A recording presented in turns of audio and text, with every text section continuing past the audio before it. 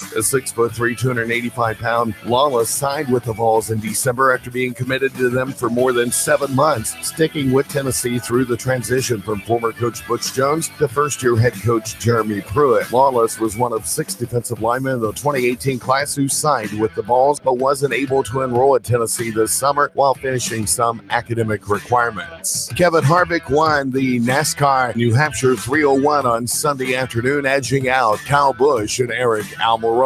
Sam Jordan, News Talk 92.7 Action Sports Now. Nooga Radio. Are you brain dead? Still voting for pathetic liberals? Take 3 hours of Sean Hannity from 3 to 6. Nooga Radio. Then call us in the morning between 9 and 11. 92.7 Nooga Radio.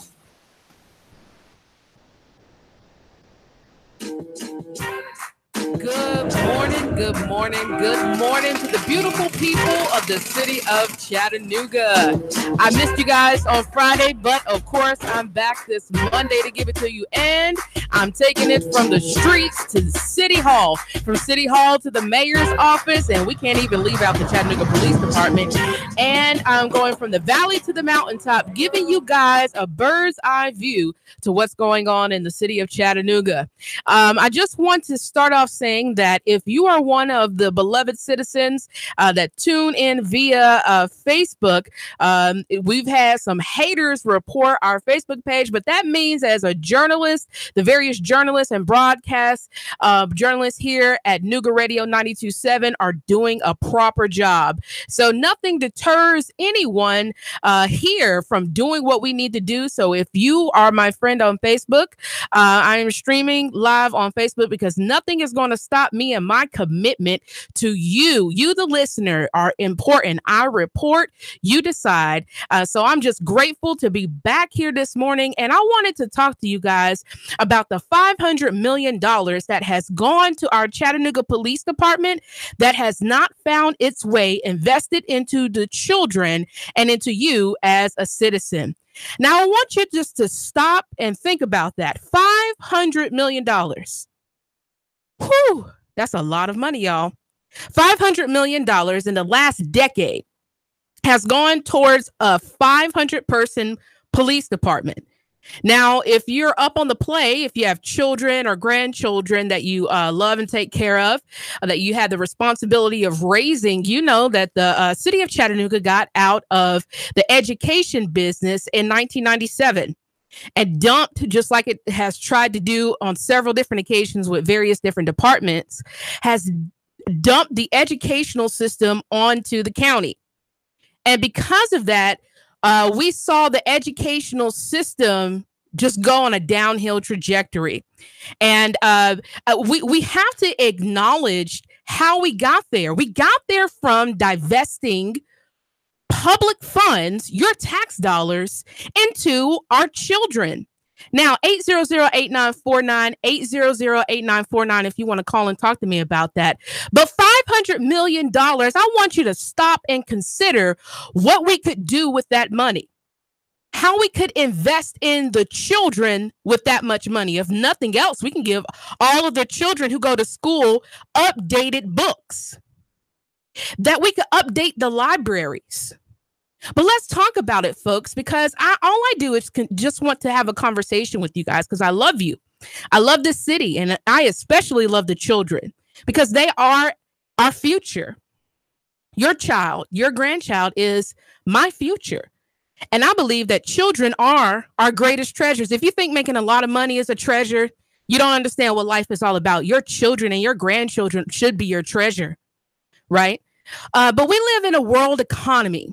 We live in a very, very large world economy. And one of the things that we've gotten away from, not only here locally, but just as a nation, is just building up a local market. Now, how can you do that? Now, one of the things that I would like to ask you is, what does a local economy look like to you? 800-8949, 800-8949. What does a local economy look like to you? To me, it looks like us providing the education for our children and not the state. It looks like us making the investments into our children and not the state. It looks like me and you bartering goods and services without having to build up national and international companies that are only going to pay our people $10 an hour, which is not enough to survive here in the state of Tennessee. That's what a local economy looks like to me. And I believe if we pay taxes and we give that money to a local municipality, then it's their responsibility to invest that right back into the communities. Now, what are some of the things that I look at that could be a proper investment into our children besides books, supplies, right? Besides things that would make them safe in school. And I don't mean SRO officers, because school is not prison, folks. School should not be a prison. Oh, we got somebody calling in. Good morning, good morning, good morning. Talk to me. Hey, how you doing, Marie, man? I love your show. I really do. Good morning. Thank you so much. I appreciate the love. I love what you're talking about today. And I just wanted to, say that I believe that the schools, just not here in Chattanooga, but in the whole USA, we're not teaching our children how to become bosses, them how to be employers. And that's the biggest thing. I know last time on your station, somebody was talking about being hands-on with your children. And that's what, as a parent, that's what our goal is supposed to be, is teaching our children how to become a boss instead of being an employer, and get them in-house knowledge instead of just sending them off and expecting, hey, they're going to teach them the right thing. Absolutely, because I feel like, and I thank you so much for those comments, I absolutely feel like that it's not the responsibility of us to just continue to beg corporations to come into the city to employ our people. But I believe that if we make those proper investments, that we can increase not only business, but especially minority business, and that people can begin to employ the people in their very community. Right. Do you believe that? I do. I really do believe that. And, I believe that it's a community duty to, as a community, teach the children as a whole. That's what I believe. I believe once we get back to that, then maybe we can start having more businesses, based on our children growing up and having businesses all around the nation, and it'll be their own. Absolutely. I want to thank you so much for your comments on that. If you want to cut down violence, if you want to cut down gang initiative, let me tell you that employing the people in the very communities that are struggling is the way to do that.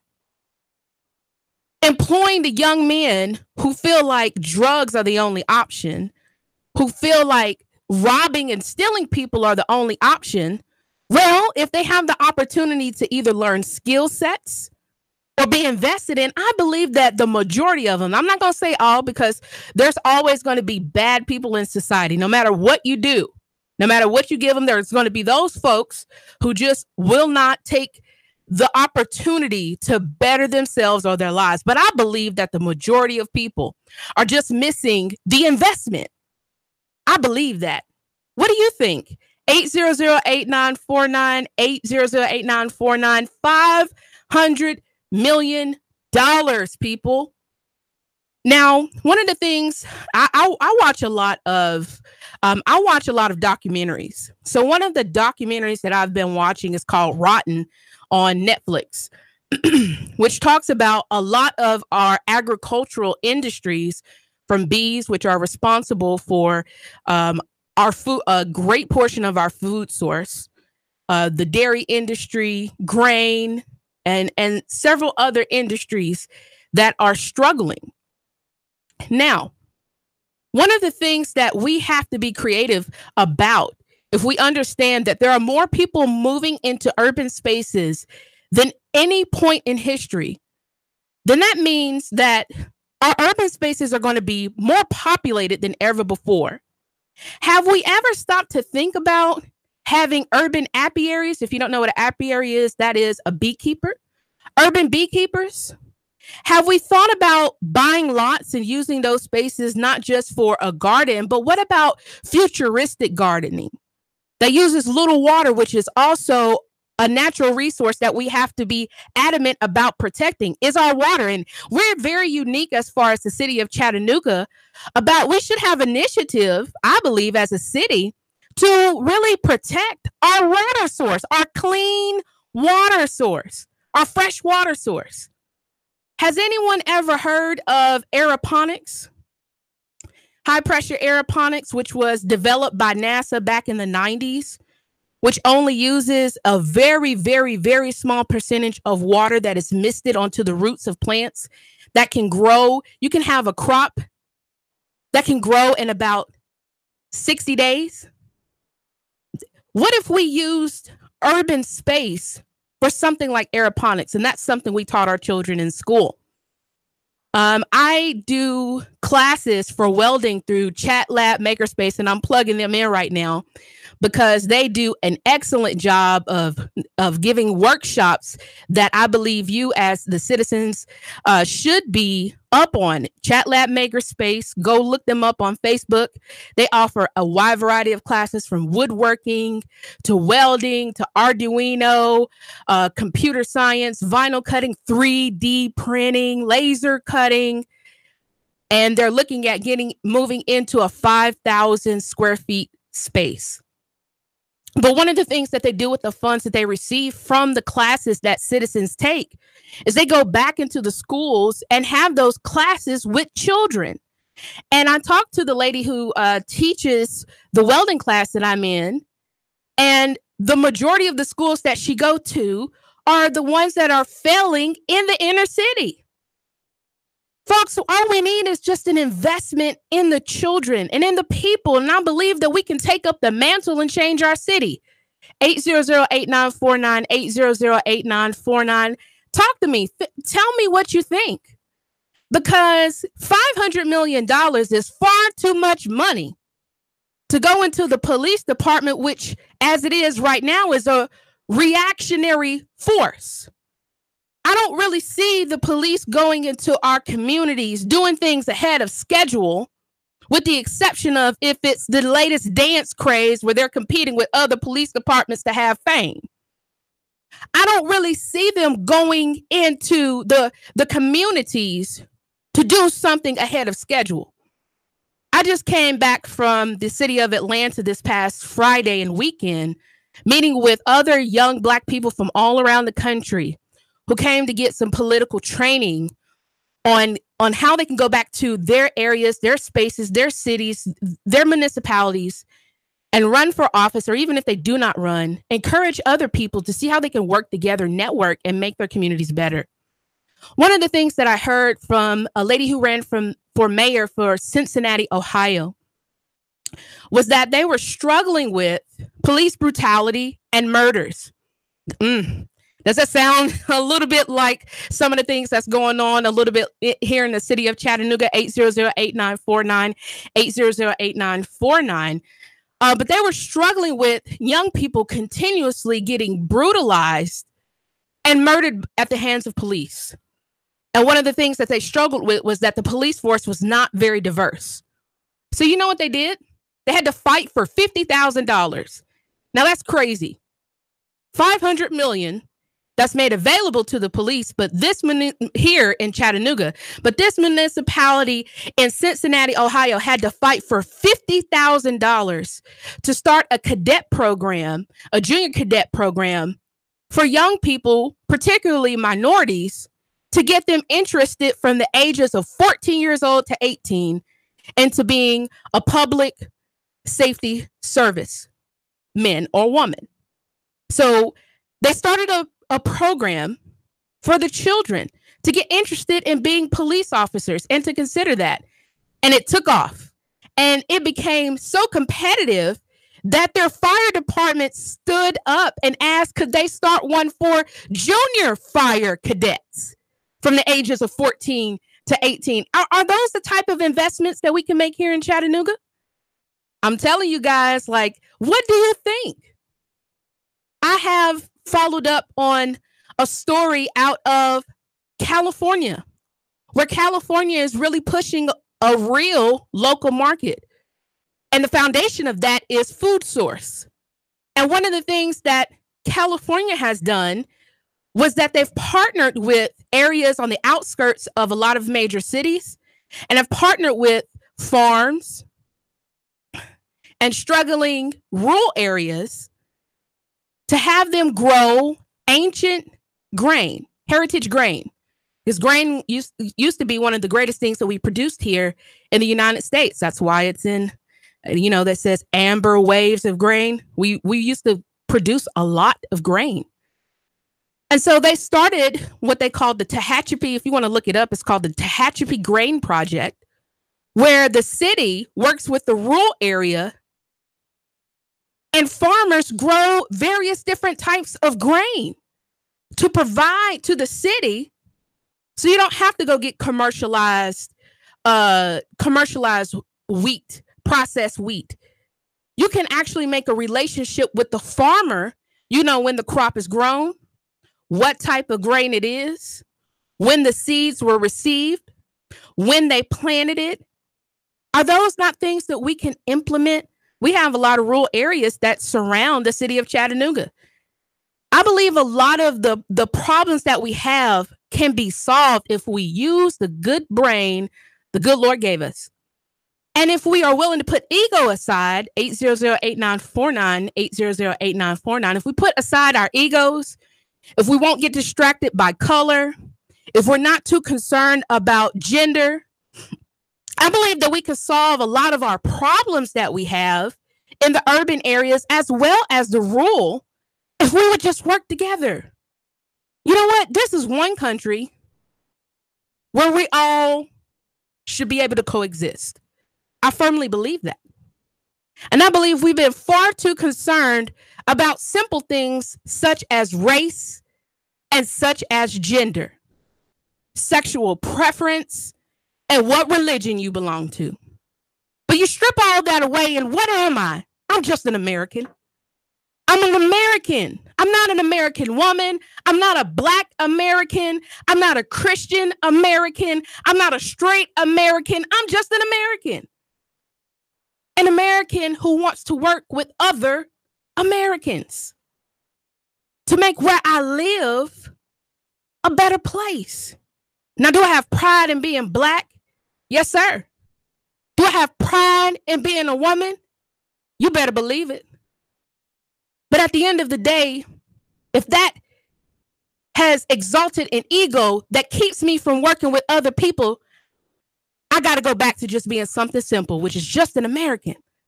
An American who wants to work with other Americans to make where I live a better place. What do you think? 800-8949, 800-8949. My grandmother told me all the time as a child, baby, you can solve your own problems. And I believe that. I believe we could solve our own problems if we're willing to work together. And I believe that we don't have to lose pride in who we are and what we do, but just put aside the toxic ego that a lot of us have. Some of the things that we've been socialized with because we didn't wake up being who we are. We were raised and socialized. We were socialized in this society and raised by imperfect people. I don't care how great your parent is, they're imperfect. And they made several mistakes in raising you. And a lot of us should go back to the very beginning, that we're just people. We're just people sharing space with other people. And until we learn to love each other beyond anything else and exalt one another, no matter what we do, we won't solve our problems. $500 million, folks, is so much money. And that's your money. Think about that. Open up your wallet. My wallet's a little empty because I don't carry cash like that. But open up your wallet and imagine what $500 million would look like in your wallet. You couldn't fit it in there. That's how great of an investment that could be. Now, if our county commission can up our taxes, if the city council can up our taxes without community involvement, which goes into feeding whatever type of investments that our city and our county municipalities want to make, then folks, open up your wallet and see how big of an investment you make by paying taxes. And do you honestly know where all of that money goes? And like I said, $500 million is just a police department investment. That's not even considering all of the other dollars that go everywhere else. And if we can't first put that into our children, what the heck are we doing? Our children are our greatest treasure. And I hope you believe that. I hope you believe that every time you look into your child's face, that you see a certain future for them. And if that is not true, then we got to get to work. And unfortunately, when I look in the face of children who are filled with such great potential, I see a city that does not give them a foundation to use that potential to their best benefit. And we as the people, if we can't push leadership to do what is right, what are we going to do on our own?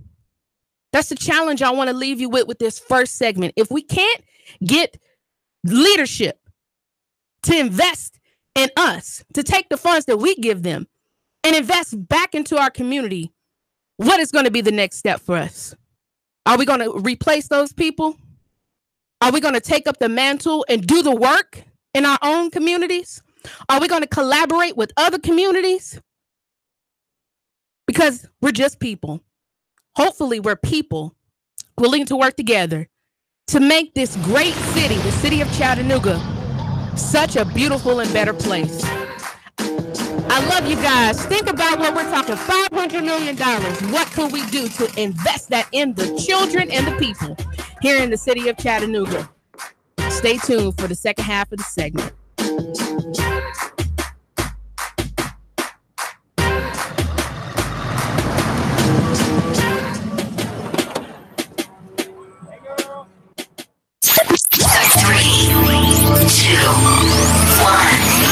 Chattanooga Radio.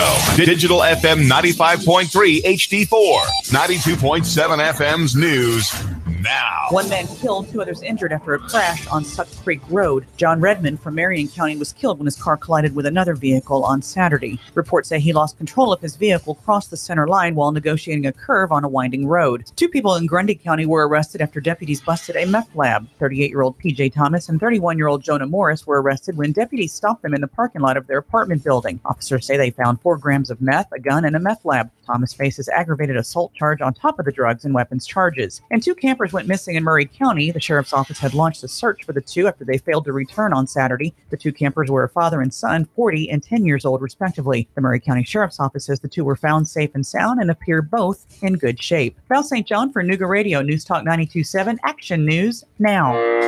I live, work, and play in Chattanooga, the scenic city. But when it comes to my next car, truck, or SUV, I'm Alabama bound. Fort Payne, Alabama, and Landers McClarty Ford. Big city selection of new and pre-owned vehicles with the small town price and friendly service. No, I'm not knocking my hometown, but when it comes to my next ride, I only go to Landers McClarty Ford of Fort Payne. Their selection is huge. Then if I can't find what I want, they'll find it for me with the same low price, same great service, and only a short drive away. And I can go online to look around before I leave the house. Got that next dream ride in your head yet? Yeah, you do. Get a head start at LandersMcClartyFord@FortPayne.com. Don't just dream it, find it at LandersMcClartyFord@FortPayne.com.